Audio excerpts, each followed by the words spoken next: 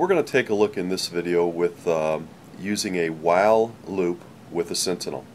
A sentinel is a variable that controls the while loop itself. Let's take a look. Here we have some code that simply is going to ask the user to enter a student number. And if he doesn't have any students to process, he can enter -1 to quit. So snum is our sentinel variable.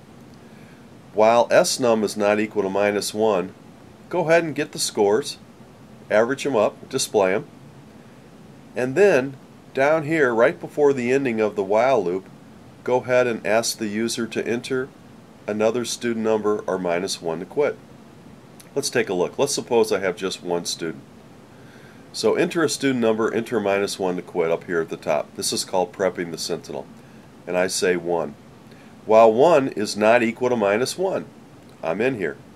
Let's go ahead and get his scores, average them up, display them, and now it says enter a student number, enter -1 to quit. I don't have a second student number, so I enter -1.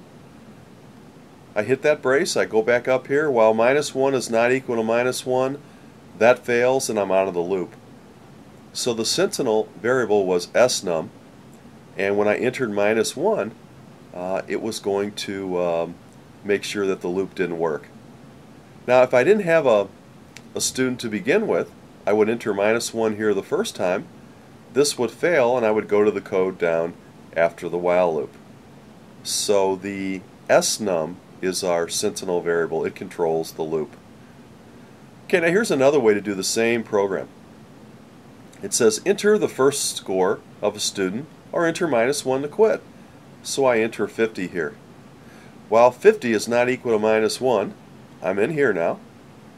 Enter the second scores. Let's say another 50 and another 50. The average would be 50. I would display it. Enter the first score or enter -1 to quit of the next student. And I enter -1 because I don't have any more students.